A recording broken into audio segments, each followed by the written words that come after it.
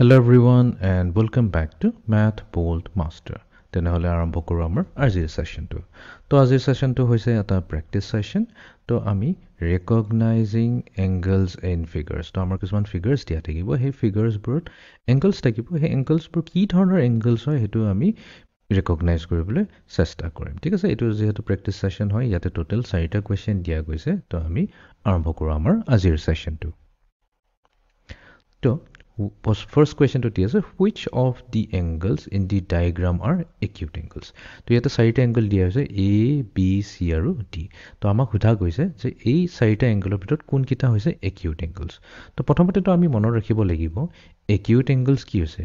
Acute angles হৈছে সেইবোৰ angles যিবোৰ angle measure to হৈছে less than 90 degree। ঠিক আছে, তো এতিয়া যদি চাও আমাৰ angle A to যোনটো চাও এটো 90 ডিগ্ৰীত কৈ ডাঙৰ হয়, বিকজ এটো যদি এটা আমি আন এটা ৰে লইলো এইটো হৈ যাব আমাৰ 90 ডিগ্ৰী। তো ক্লিয়াৰলি আমি দেখা পাইছো যে আমাৰ এংগল এ টো যোনটো হৈছে 90 ডিগ্ৰীত কৈ ডাঙৰ হৈছে, তো এটো একিউট হ'ব নোৱাৰে। তো আমি এটো কেনসেল কৰি দিম।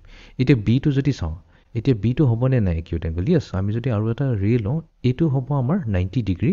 যেহেতু আমাৰ এংগল বি মেজাৰটো হৈছে এই 90 ডিগ্ৰীত কৈ সৰু আছে, তো তাৰ মানে আমাৰ এংগল বি টো হ'ব acute angle। ঠিক আছে, নেক্সট আমি আহি যাও সি লৈ। তো এতিয়া আমি এটো ক্লিয়াৰ কৰি দিও। তো এতিয়া এংগল সি টো হ'বনে নাই?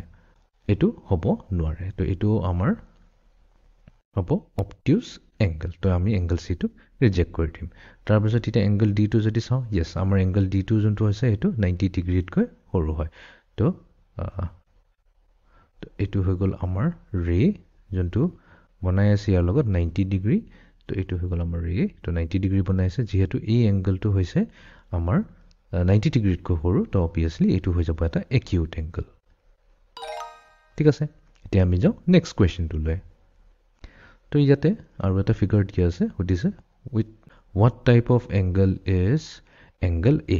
তো এটো হৈছে আমাৰ angle A। এটো কি ধৰণৰ angle হয়? আমি জানো যেতিয়া আমি এই সিম্বলটো ইউজ কৰো, যেতিয়া আমি স্কয়াৰ সিম্বলটো ইউজ কৰো এংগলৰ কাৰণে, তো এটো কি হৈ যায়? এটো হৈ যায় আমাৰ এটা ৰাইট এংগল। ঠিক আছে, এতিয়া আমি যাও নেক্সট প্ৰবলেমটো লৈ। What type of angle is the highlighted angle below? ইয়াতে ফিগাৰ এটা দিয়া আছে আৰু ইয়াতে সুধিছে এই এংগলটো যোনটো হয় এই এংগলটো কি এংগল হ'ব?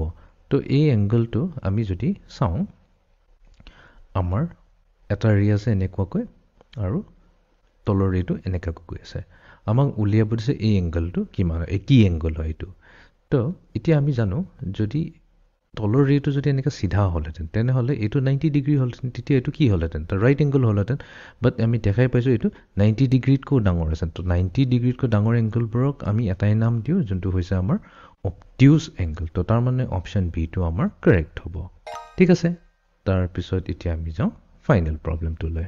Which of the angles in the diagram are acute angle? তো এইটো ডায়াগ্ৰামত আমাক 1 2 3 4 চাৰিটা এংগল দিছে আৰু আমাক সুধিছে কোন কোন কিটা এংগল ইয়াতে acute angle হয়। তো acute angle হ'বলৈ কাৰণে কি হ'ব লাগিব? 90 ডিগ্ৰীত কৈ সৰু হ'ব লাগিব।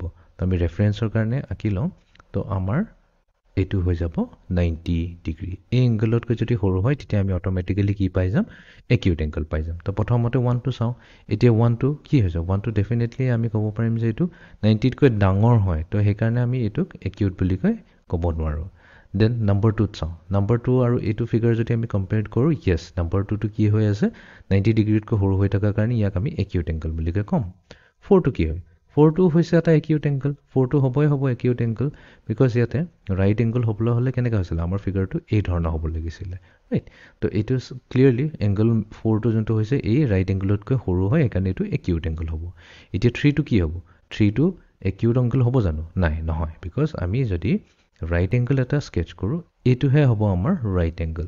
যেহেতু এই এংগল 3 টো এই ৰাইট এংগল 90 ডিগ্ৰীত কৈ ডাঙৰ হয়, তো এটো হৈ গ'ল এটা obtuse angle। তো তাৰ মানে আমাৰ 3 টো ইনকাৰেক্ট হৈ গ'ল। তো এই ফিগাৰটো 2 আৰু 4 এইটোৱে হ'ব আমাৰ কাৰেক্ট আনসাৰ। তো এংগল 2 আৰু এংগল 4 হৈ যাব আমাৰ কাৰেক্ট আনসাৰ।